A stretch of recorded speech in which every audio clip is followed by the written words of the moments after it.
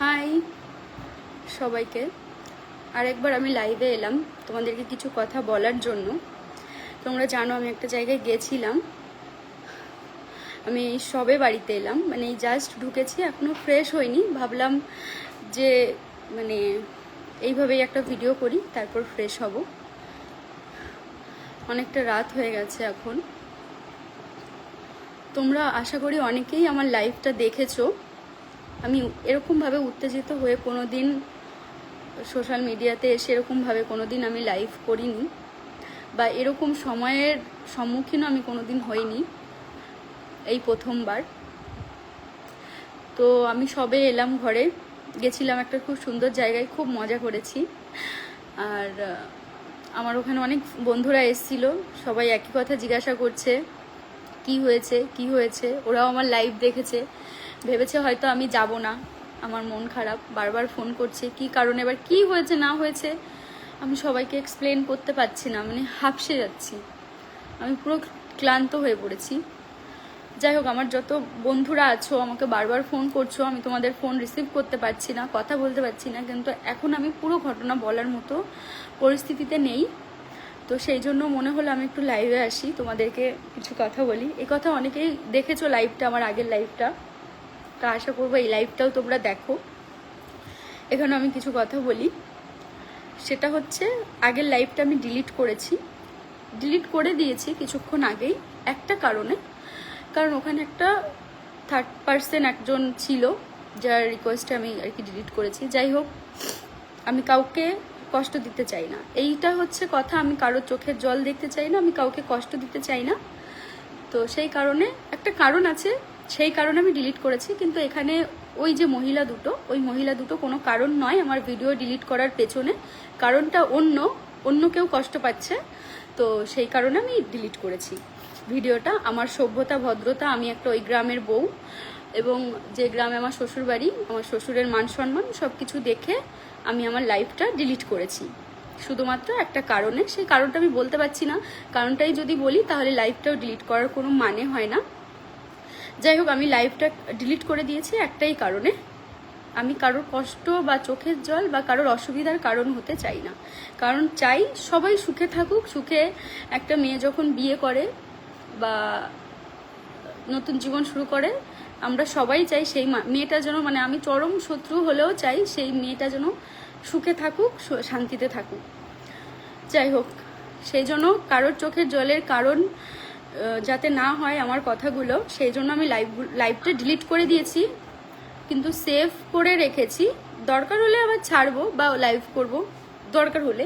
আপাতত আমি চাচ্ছি না যে এইসব নিয়ে আর কোনো আমি কথা বলতে, কারণ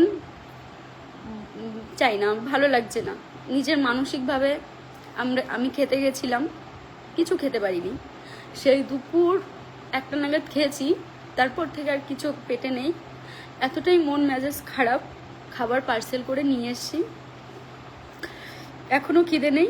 আমার বর, যে মানুষ অফিস থেকে এসে খাওয়ার কথা, এত খাবার সাজিয়ে রেখেছি, মানে আমি রান্না করিনি, আর আমাকে ওপরের কাকিমার কাছ থেকে আমি খাবার চেয়ে এনেছি, শুধু ভাতটাও করেছিল, ও খেতে পারেনি। এইসব ফালতু ঝামেলার জন্য, মানে জীবনের একটা ফালতু ঝামেলা এগুলো। তো আমার মেয়েটার উপরেও খুব বাজেভাবে প্রভাব পড়ছে, ও এখন সব বোঝে, আমার চোখ মুখ সব কিছু দেখে ও ভীষণ আপসেট হয়ে রয়েছে, কালকে ওর স্কুল আছে। যাই হোক, আমি এখানেই সব এন্ড করতে চাই। আর আমি তো কোনোদিন, আমি আগের ভিডিওতেও লাইভেও বলেছি, আমি কাউকে টোন টিটকারি বা কারোর হয়ে আমি কোনো ভিডিওতে ভয়েস ওভারও দেবো না, ভিডিও করবোও না, কারণ আমি এরকম স্বভাবের নই, তো তাই আমি করতে পারবো না। আরেকটা কথা, তোমাদের কমেন্ট আমার এত ভালো লেগেছে, আমার বিকাল থেকে যত মন খারাপ ছিল আমার সব ঠিক হয়ে গেছে। একটা কথা আছে যে সত্য থাকে তার পেছনে সবাই থাকে। যখন কিনা আমাকে ওরা ভিডিও করেছে, এই নিয়ে আমার অত কষ্ট হচ্ছিল না, কিন্তু আমি যখন দেখছি আমার ভিডিওতে এসে সবাই আমাকে নোংরাভাবে কমেন্ট করছে, তখন আমি আর নিতে পারিনি, তখন আমি খুব ভেঙে পড়ি। কিন্তু তোমাদের কমেন্টগুলোই আমাকে আবার নতুন করে, মানে আমার এত ভালো লেগেছে তোমরা আমাকে এত ভালোবাসো, এতটা বোঝো, তার জন্য তোমাদের কাছে আমি সবসময় কৃতজ্ঞ থাকবো। কারণ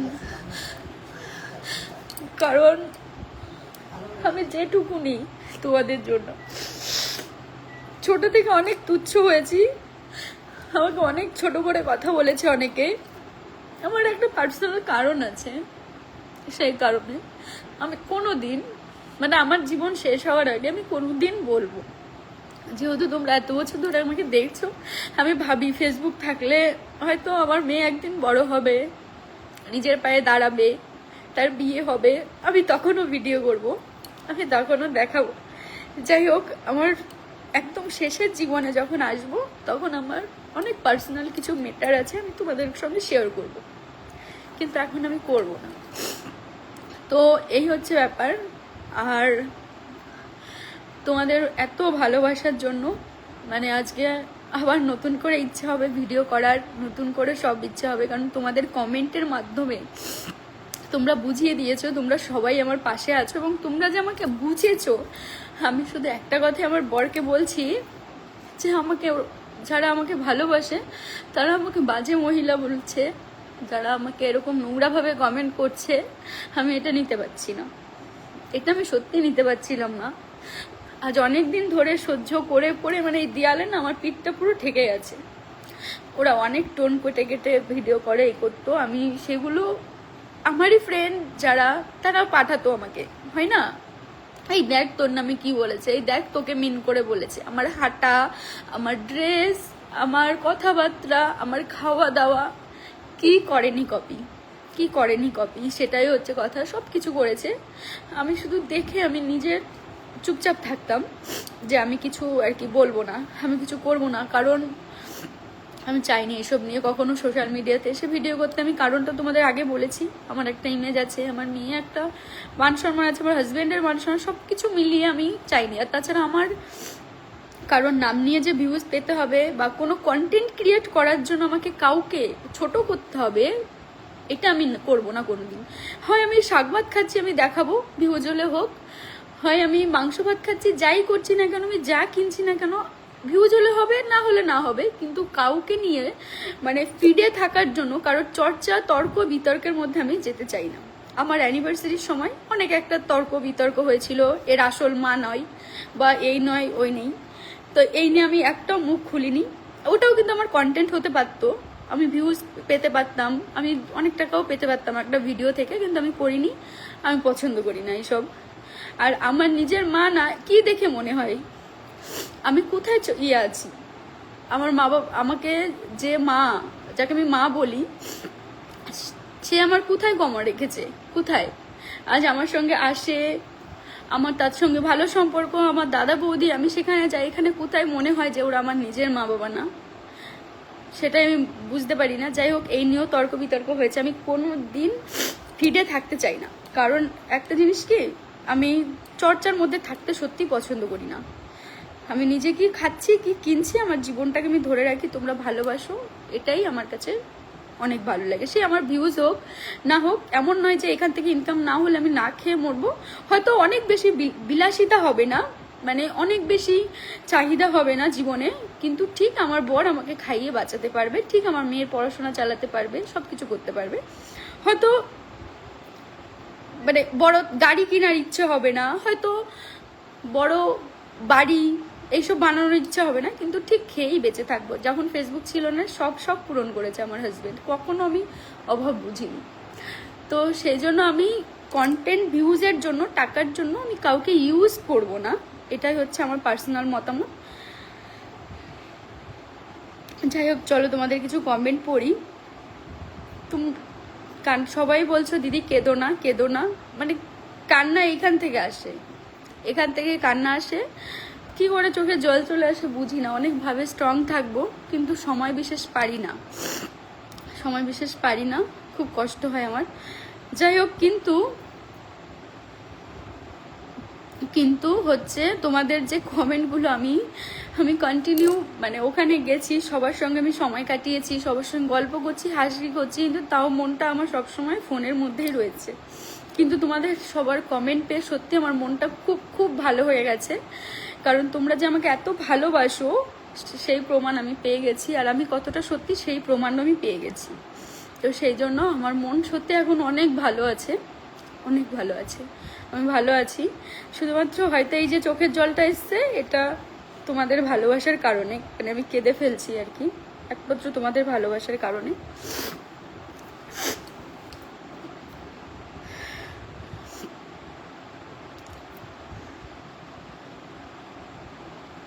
আমি কখনো কারোর কপি বা কারোর জিনিস মানে কখনো, আমার নিজের যেটা ভালো লাগে আমি কিনি। হ্যাঁ, কারোর জিনিস পরা দেখে ভালো লাগতেই পারে, সেটা আমি কিনতেই পারি, তার জন্য কপি করা হবে না, তাই না? কিন্তু সেটাকে নিয়ে মানে কথা বলা, ট্রোল করা, ছোট করা, সেই জিনিসগুলো, এগুলো ছোট লোকের পরিচয়। এগুলো তো আমি শিখিনি, আমি খুব ছোট ফ্যামিলিতে বড় হয়েছি, এবং আমি খুব মানে কি বলবো, একটা মধ্যবিত্ত ঘরে বড় হয়েছি। সব মিলিয়ে আমার স্বভাব, চরিত্র বা আমার ব্যবহার, আর আজকে যদি আমি খারাপ হব, আমার শ্বশুরবাড়ির লোক আমাকে এত এত ভালোবাসবে না, এত ভালোবাসবে না। যা ওদের কাছ থেকে আমি যা ভালোবাসা পাই, আমি তো যাই যখন বাড়িতে, ওই বাড়ির বউ হয়ে না, মেয়ের মতো করে আমাকে ভালোবাসে। কেন আমি যদি আজকে এত অহংকারী হব বা খারাপ হব, আমার বড় একটা অফিসার ভেবে আমি অ্যাটিটিউড দেখাবো, এরকম করবো, আমি সবসময় শ্বশুরবাড়ি গিয়ে দেখবে ওদের মতো করে তাল মিলিয়ে চলি। কারণ আমার ভালো লাগে এসব অহংকার, এসব। কারণ আমার বর আর যেটুকুনি, সেগুলো তো আমার শ্বশুর শাশুড়ির জন্য হয়েছে, তাই না? তাহলে আমি যদি এতই খারাপ মেয়ে হব, এতই নোংরা মানসিকতার মানুষ হব, তাহলে আসল কথা হচ্ছে আমার নিজের ফ্যামিলির মানুষই আমাকে ভালোবাসবে না, তাদের সাথেই আমার ঝামেলা ঝগড়া লেগে থাকবে। আর তোমরা আমার যারা ভিডিও দেখো, তারা জানো যে আমার ফ্যামিলির সঙ্গে আমার বন্ডিং কতটা, বা তাদেরকে আমি কতটা ভালোবাসি, তারা আমাদেরকে কতটা ভালোবাসে। এখন বিভিন্ন কারণে বাড়িতে যাওয়া হয় না, মেয়ের পড়াশোনা, বরের অফিস, সব মিলিয়ে বাড়িতে যাওয়া খুবই কম হয়। আর যখন যাই তখন তো এই ভিডিওগুলো তুমি দেখো, মানে তোমরা দেখতে পাও। একটাই কথা বলার, তোমাদের কমেন্ট, তোমাদের ভালোবাসা এরকম করে সাথে থাকলেই সত্যি মানে মন খারাপের আর কোনো কারণ হবে না। আমি এমনি স্ট্রং হয়ে যাব, ভালো হয়ে যাব। কারণ খুব ভালো লাগছে যে তোমরা আমাকে বুঝেছো, ব্যাপারটা তোমরা বুঝেছো, আমি তোমাদের বুঝাতে পেরেছি যে কোনটা সঠিক কোনটা মিথ্যা। আজ কাল থেকে নাকি ভিডিও দিচ্ছে, যেরকম বলবো। এবার কালকেই আমার অ্যাকাউন্টে ভিডিও এসছে, মানে দুপুরবেলা এসছে, কিন্তু আমি মাথায় নিইনি 1 সেকেন্ডের জন্য। কারণ যেখানে আমি কিছু জানি না, সেখানে আমি নিজের দিক দিয়ে ভীষণ সেফ, যে আমার ইয়ে নেবেন। এবং কি আমার একটা ফ্রেন্ডও আমাকে ফোন করে বলছে, জানিস, একদম সকালবেলায়, তখন 9টা মতো বাজে, 8:30 9টা বাজে, ফোন করে বলছে, জানিস এরকম একটা ভিডিও দেখলাম, এই তো বলছি কি জানি কি, আমি তো ওইসব কিছু জানি না, মানে ইগনোর করেছি, কারণ আমি তো সত্যিই জানি না। তো সেইখানে যে আমার নামটা নেমে, আমি মানে মনে হচ্ছে কি আকাশ থেকে পড়েছি, এরকম হচ্ছে ব্যাপার। এবার ওদের ওই মহিলা দুটো সবসময় একটা ট্রোলে আমাকে রাখে, ভাবে অনুষ্ঠি কবে মুখ খুলবে, তাই না? আজকে খুললাম তো শান্তি হলো, আরও দরকার হলে খুলবো, ঠিক আছে? কিন্তু এরপর বলবো যে আর কোনো আজে বাজে ভিডিও আমাকে নিয়ে যেন না করা হয়, আমাকে নিয়ে যেন না আজে বাজে কর। যদিও তোমাদের ভিডিও আমি কোনো দিনই দেখি না, কখনোই দেখি না, যদি আমাকে কেউ শেয়ার না করে, আমার ফিডে আসে না, আমি দেখি না। আমার সকাল 6টায় ঘুম ভাঙে, মেয়েকে রেডি করে স্কুলে পাঠাই, বরের জন্য রান্না করি, টিফিন বানাই, খেয়ে দিয়ে অফিসে যাই, আমি নিজে খাই, নিজের সংসারের কাজ করি, এদিকে প্রমোশনাল ভিডিও করি, এই মিশোর প্রমোশন, এই প্রমোশন, সেই প্রমোশন, ভিডিও শ্যুট, এডিটিং, এই করে মেয়ের আসার টাইম হয়ে যায়, মেয়ে আসে স্কুল থেকে, খায় দায় ঘুমাই। আমি এমন কোনো বন্ধু নেই যার সঙ্গে আমি ফোনের পর ফোন কথা বলবো, কাউকে নিয়ে গসিপ করব বা কাউকে নিয়ে কোনো আড্ডা দেব, একদমই না, একদম এইসব আমি করি না। আমার রুটিনে এইসব নেই। আমার কথা হচ্ছে আমি কি করে সবটা করব, আমার সংসারের কাজ আমি সবটা কি করে করব। তো এই নিয়ে আমি ব্যস্ত থাকতে চাই, কিন্তু কিছু মানে মহিলা আমাকে থাকতে দেয় না। আমাকে ঠিক তারা মানে ভাবে কি যে ওকে ভালো থাকতে দেবো না, ওর পেছনে কাঠি করতে হবে, ওকে রাগাতে হবে, ওকে জ্বালাতে হবে, ও জ্বলে পুড়ে মরবে, এটাই চাই। আর কিছু চায় না, তাই ভেবে ভেবে ভিডিও করে। আর কিছু আমার ভিউয়ার্স আছে যারা আমাকে ভালোবাসে, তাদের খুব কষ্ট লাগে, স্বাভাবিক আমি বুঝতে পারি। তখন তারা বলে দিদি তুমি কিছু বলো, দিদি তুমি কিছু, সবসময় আমি রিপ্লাই দিই দেখো আমি এদের সাথে মুখ লাগিয়ে পারবো না, এদেরকে আমি কিছু বলতে চাই না। আমি যদি কিছু বলতে যাই আমি আগেই চোখের জল বেরিয়ে আসবে, আমি কি করে বলবো কথা, আমি কি করে কথা বলবো। তাদেরকে বলি তোমরাও প্লিজ এগুলো ইগনোর করো, আমি এইসব দেখি না। এই হচ্ছে ব্যাপার। এবার ওরা কি করছে না করছে সেগুলো আর আমি দেখছি না, দেখবো না। অনেকেই বলছে পুলিশের সাহায্য নাও, তো দরকার হলে নেব, এটাই হচ্ছে কথা। আমার দরকার হলে অবশ্যই নেব, দরকার হলে। কারণ যে ঘটনা ঘটিয়েছে, যা ওরা করেছে, এগুলো খুবই আইনত একটা অপরাধ, সেটা আমি অনেক আগে থেকেই জানি। আমি পারতাম, আমার অ্যাকাউন্টটা যখন খারাপ হয়ে গেছিল, আমার যাও তো পারতো যখন অ্যাকাউন্ট খারাপ হয়ে গেছিল ভিডিও করতে, কিন্তু করেনি। তো আমরা তো করিনি, আমরা এইসব নিয়ে চুপচাপ ছিলাম।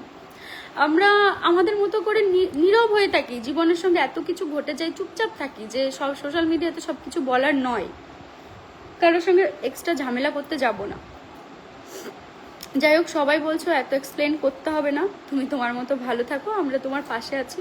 একদম তাই, পাশে থেকো, ভালোবাসা দিও। আর আর কি বলবো, আর কিছু ভালো নেই।